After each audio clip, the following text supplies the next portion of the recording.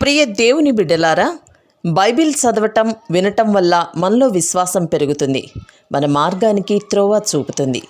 సమస్త జనులను శిష్యులనుగా చేయుడి మత్తయి 28:19 వచనంలో దేవుని వాక్యం తెలియచేస్తోంది.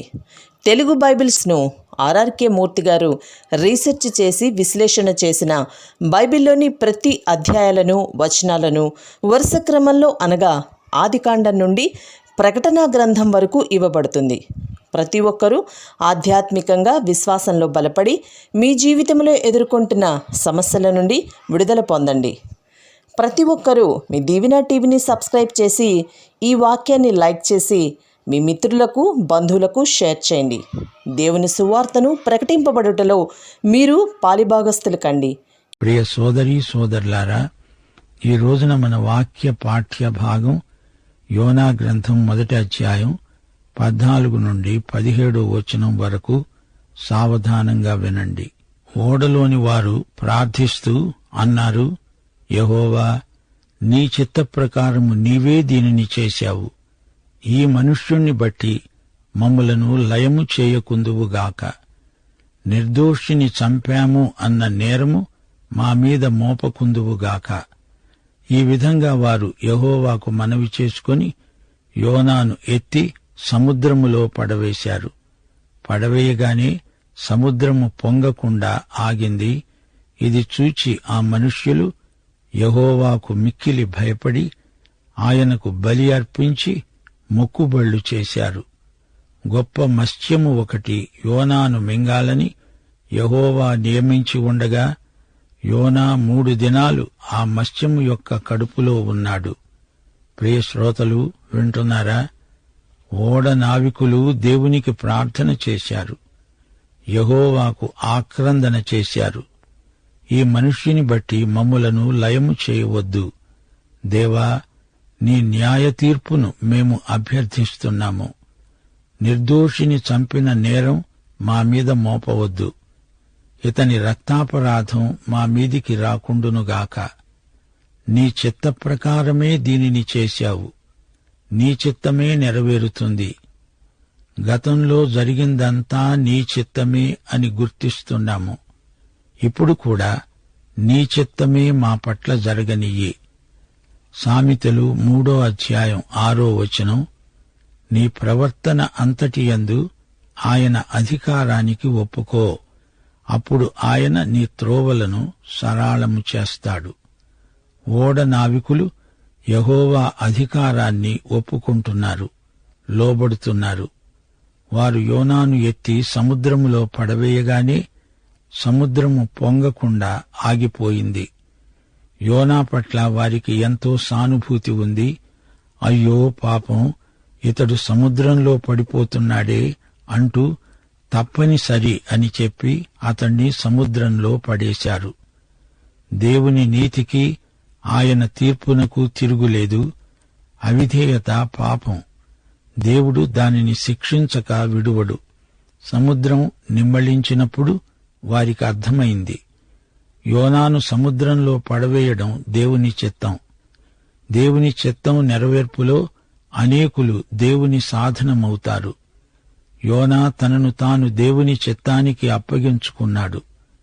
శరీరాన్ని సముద్రానికి, తన ఆత్మను దేవునికి అప్పగించి ఊరుకున్నాడు. ఈ సంఘటనను చూచి ఆ మనుష్యులు యెహోవాకు ఎంతో భయపడ్డారు. దేవుని కనికరాన్ని, దేవుని తీర్పును వారు గుర్తించారు. యెహోవా దేవుని పట్ల భయభక్తులను వ్యక్తం చేశారు. బలులర్పించారు. దేవునికి మొక్కుకున్నారు. మొక్కుబళ్ళు చెల్లిస్తామని దేవునికి మాట ఇచ్చారు. అయితే యోనా దేవుని ఆధీనంలో ఉన్నాడు. దేవుడే అతని యాత్రను నిర్వహిస్తున్నాడు. యోనాకు స్వంత ప్రణాళిక ఏమీ లేదు. యెహోవా ఒక చేపను సిద్ధపరిచి ఉంచాడు. ఆ చేప యోనాను మింగాలని దేవుని నిర్ణయం. సముద్ర ప్రాణులు కూడా యెహోవా ఆజ్ఞను పాటిస్తాయి. భూమి, ఆకాశం, సముద్రం అన్నీ ఆయన ఆజ్ఞకు లోబడాల్సిందే. సముద్రం దేవుని ఆజ్ఞ చొప్పున పొంగింది. తుఫాను ఆయన ఆజ్ఞ చొప్పున చెలరేగింది. ఇప్పుడు చేప దేవుని ఆజ్ఞ చొప్పున నోరు తెరిచి యోనాను మింగింది. యెహోవా హెబ్రీయులకు మాత్రమే దేవుడు కాడు, నినవేలోని అన్యులకు ఆయనే దేవుడు. ఓడలో ఉన్న అన్యులకు యెహోవాయే దేవుడు. సర్వలోకానికి ఆయనే దేవుడు. ఆయన పరలోకానికి దేవుడు. భూమి, దాని సర్వ సంపూర్ణత అంతా దేవునికే చెంది ఉన్నది. దేవుడు ఒక మీనాను యోనా కోసం తయారుగా ఉంచాడు. యోనాను మరే సముద్ర ప్రాణి ముట్టకుండా అతణ్ణి మింగటానికి దేవుడే ఒక ప్రత్యేకమైన చేపను నియమించాడు. దేవుడు యోనాను కాపాడగలడు, చనిపోయినా బ్రతికించగలడు. నినవేలో కూడా యోనాకు దేవుని కాపుదల ఉంటుంది. నోవహును అతని కుటుంబాన్ని ఓడలో కాపాడిన దేవుడు, మోషే శిశువును ఒక చిన్న జమ్ము పెట్టెలో కాపాడిన దేవుడు, ఏలియాకు కాకుల ద్వారా ఆహారం పంపి పోషించిన దేవుడు, యేసు బాలుణ్ణి హెరోదు బారిని పడకుండా ఈజిప్టుకు పంపి క్షేమమిచ్చిన దేవుడు, పౌలును అతని మేనల్లుడి ద్వారా శత్రువుల కుట్ర నుంచి తప్పించిన దేవుడు యోనాను కాచి కాపాడగలడు, వాడుకోగలడు. సృష్టిలోని సమస్తమూ దేవునికి లోబడక తప్పదు. 1 కొరింథీ 15:27 దేవుడు సమస్తమును క్రీస్తు పాదముల క్రింద లోబరిచి ఉంచాడు. ప్రియశ్రోతలు, యోనాగాథలోని సహజాతీత పరిణామం మనకెంతో ఆశ్చర్యం గొలుపుతుంది. ఓడలోని ప్రయాణికులు యోనా తప్ప అందరూ అన్యులే. అన్యుల మధ్యలో దేవుని ప్రవక్త ఉన్నాడు. ఆ ప్రవక్తకు దేవుడు కఠిన శిక్ష విధించబోతున్నాడు. ఓడలోని వారికి దాన్ని బట్టి అపాయం సంభవించింది. అన్యులైన నిరపరాధిని చంపడానికి వెనకాడారు. యోనాను చంపకుండా అపాయం తప్పించుకునేందుకు ఎంతో ప్రయత్నించారు. ఓడలోని వారి మనస్సాక్షికి యోనా నిరపరాధి అని, అతణ్ణి చంపకూడదని తోచింది. చీటి యోనా పేరు మీద వచ్చినా, యోనా తన అపరాధం వారి ఎదట ఒప్పుకున్నా, ఎన్ని సూచనలు దేవుడు చూపినా వారు సాధ్యమైనంత వరకు యోనాను కాపాడాలనే చూచారు. గత్యంతరం లేక చిట్ట చివరి చర్యగా అతణ్ణి సముద్రంలో పడేశారు. ఎంత చెడ్డా, ఇతడు దేవుని ప్రవక్త అని వారు గుర్తించారు. యోనా ఆరాధించే దేవుణ్ణి, ఆ దేవుని సేవకుణ్ణి వారు ఘనపరిచారు. నరహత్య చేయకూడదు, దొంగతనము చేయకూడదు అనే నీతి సూత్రాలు సార్వత్రికమైనవి. అయితే ప్రత్యేక సందర్భాలలో అబ్రాహాము తన కుమారుడైన ఇస్సాకును బలి ఇవ్వడానికి చెయ్యెత్తాడు. సమూయేలు అగగును సంహరించాడు. సౌలు అతణ్ణి కాపాడాలని చూచాడు. ఏది ఏమైనా ఓడలోని వారు దేవుని చిత్తమిది అని గ్రహించిన వారై యోనాను సముద్రానికి అప్పగించారు. వారందరూ ఏకీభవించి అన్నారు, యెహోవా, నీ చిత్త ప్రకారముగా నీవే దీనిని చేశావు. ఎవరెంత ఏడ్చినా మొత్తుకున్నా పరలోకంలో దేవుని చిత్తమేదో అదే భూమి మీద నెరవేరుతుంది. దేవునికి విరోధముగా రూపింపబడిన ఏ ఆయుధము వర్ధిల్లదు. ఏ మానవ శక్తి దేవుని గాలికి ఎదురు తిరగలేదు. దేవుని ప్రవాహానికి ఎదురీత ఈదలేదు. యోనా ప్రయాణం తన స్వంత చిత్తము నుండి దేవుని చిత్తంలోకి. ఓడలో ఉన్నవారు అన్యులు. వారికి బైబిలు లేదు, ధర్మశాస్త్రము లేదు. గాని పరిశుద్ధాత్మ వారిని పాపమును గురించి, నీతిని గూర్చి, తీర్పును గురించి ఒప్పించాడు. గనుక వారి వైఖరి దైవ చిత్తానికి అనుగుణంగానే ఉంది. ఓడలోని ప్రయాణికులలో ఎంత మార్పు వచ్చిందో గమనించారా? మొదట వారు తమ తమ దేవుళ్లకు ప్రార్థనలు చేశారు. గాని ఇప్పుడు వారందరూ యెహోవా దేవునికి ప్రార్థన చేస్తున్నారు. 5వ వచనం, మొదట నావికులు భయపడి ప్రతివాడు తన తన దేవతకు ప్రార్థించి ఓడను చులకన చేయడానికి ఓడలోని సరుకులను సముద్రంలో పడవేశారు. చివరికి యోనాను కూడా సముద్రంలో పడేయాల్సి వచ్చింది.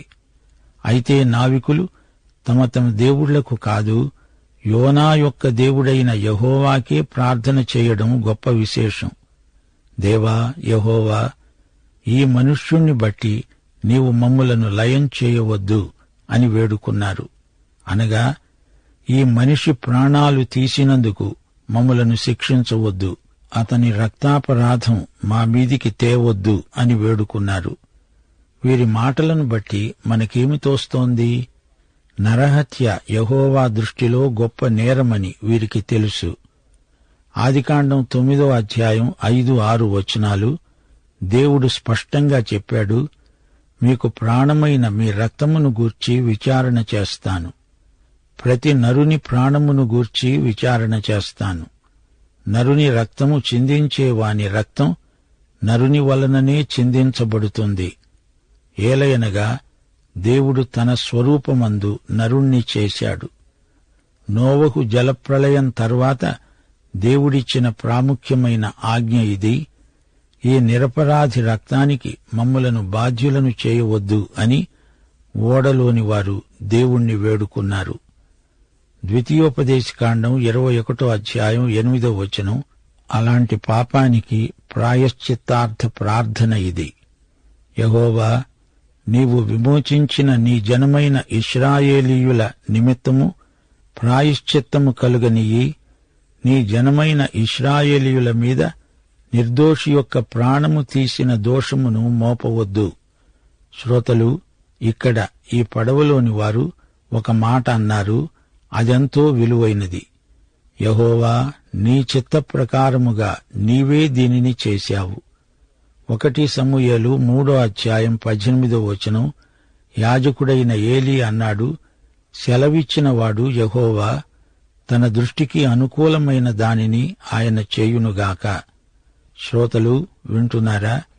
దేవునికి అనుకూలమైనదే మన పట్ల జరగాలని మనము ఎల్లప్పుడూ కోరుకోవాలి. యోనా కథ అంతటిలో దేవుని చిత్తమే ఎలా నెరవేరుతూ వచ్చిందో గమనించండి. తుఫాను, ఓడలోని వారు చీట్లు వేయడం, దేవుని తీర్పు అంతా దేవుని సంకల్పంలో భాగమే.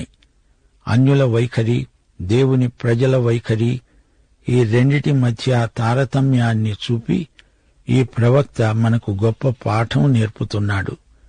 వారు యోనాను సముద్రములో పడవేయగానే సముద్రము పొంగు ఆగిపోయింది. దాన్ని బట్టి ఓడలోని వారు ఏ నేరము చెయ్యలేదని, యోనా సంగతి తానే చూసుకుంటాడని దేవుడు చెప్పినట్లు వారికి అర్థమైంది. అది దేవుని భాష. యోనాను అమాంతంగా వారు ఎత్తారు. అతి జాగ్రత్తగా, మర్యాదగానే వారు వ్యవహరించారు. దురుసుగా ప్రవర్తించలేదు. సముద్రంలోకి యోనాను పడవేశారు. విసిరిపారేయలేదు. వెంటనే సముద్రం శాంతించింది. గాలిని, సముద్రమును దేవుడు శాసించగలడు, ఆజ్ఞాపించగలడు. మత్తయి సువార్త 8వ అధ్యాయం 26వ వచనంలో యేసు ప్రభు సముద్రమును, గాలిని గద్దించాడు. అప్పుడు ఆ తుఫాను సైతాను వల్ల కలిగింది. కాని ఇప్పుడు ఈ తుఫానును కలుగచేసినవాడు దేవుడే. ఈ గొప్ప సంఘటన సహజాతీతమైన అద్భుతం. ఇది చూచి ఓడలోని వారు ఎంతో భయపడ్డారు. యెహోవా దేవుని మహిమను, మాహాత్మ్యమును వారు గుర్తించగలిగారు. వెంటనే బలి అర్పించి ఆ తరువాత ప్రత్యేక అర్పణలు తెస్తామని మొక్కుకున్నారు. ఓడలో ఉన్న వారందరూ యెహోవా దేవుణ్ణి అంగీకరించినట్లు తెలుస్తోంది. యోనా దేవుడే ఇప్పుడు తమ దేవుడు. ఓడలోని ప్రయాణికులందరూ ఈ సంఘటన ద్వారా విశ్వాసులయ్యారు. ఒక చేప దేవుని ఆజ్ఞ మేరకు నోరు తెరిచి పెట్టుకుని సిద్ధంగా ఉంది. ఓడలోని వారు యోనాను నేరుగా చేపనోట్లో పడేసినట్లే అయింది. దేవుడు ప్రత్యేకంగా సృష్టించాడని కాదు, సముద్రంలోని మత్స్యములలో ఒకదాన్ని దేవుడు ఈ పనికి వాడుకున్నాడు. యోనా పడింది సముద్రంలో కాదు, చేప కడుపులో. చేప యోనాను మింగింది. చేప సముద్రం అడుగున ఉంది. యోనా సముద్రపు అడుగున ఉన్న చేప కడుపులోకి తిన్నగా వెళ్లిపోయాడు. యోనా ప్రయాణంలో మజిలీలు ఇవన్నీ. తర్షీషుకు వెళ్లాలని బయలుదేరినవాడు యొప్పే నుండి చేప కడుపులోకి వెళ్లడమేమిటి? ఇది దేవుడు జరిగించిన గొప్ప అద్భుతం. మత్తయి సువార్త 12:40 ప్రభు అన్నాడు, యోనా 3 రాత్రింబగళ్ళు తిమింగలము కడుపులో ఎలాగు ఉన్నాడో అలాగే మనుష్య కుమారుడు 3 రాత్రింబవళ్లు భూగర్భములో ఉంటాడు. తిమింగలము అంటే మహామత్స్యము అని మనం గ్రహించాలి. మధ్యధరా సముద్రములోని చేపలు చాలా పెద్దవి. అవి 25 అడుగుల పొడవు గలవి. దీనినే మహామత్స్యము అంటారు. లాజరు చనిపోయి సమాధిలో 3 రోజులున్నాడు. అలాగే యోనాకు సముద్రపు చేప కడుపే ఒక సమాధి అయింది. అంతేకాదు, ఈ సంఘటన యేసు ప్రభువు మరణ పునరుత్థానాలకు ప్రవచనాత్మకమైనది. ఈ మాట స్వయంగా ప్రభువే చెప్పాడు. దీనిని బట్టి యోనా వృత్తాంతం కల్పనా కథ కాదని, వాస్తవమని మనం గ్రహించగలం. ఈ పాఠంలో భయం, బలులు, మొక్కుబళ్ళు అనే 3 మాటలు వినపడుతున్నాయి. అపాయము, విపత్తు ముంచుకొచ్చినప్పుడు కొందరికి భక్తి వస్తుంది. అపాయం తప్పిపోయినప్పుడు ఆ భక్తి కాస్త మటుమాయమైపోతుంది. అయితే ఈ ఓడలోని నావికులు, ప్రయాణికులు అపాయం తప్పిపోయిన తరువాత యెహోవా దేవుని పట్ల కృతజ్ఞత, భయభక్తులు వ్యక్తం చేస్తున్నారు.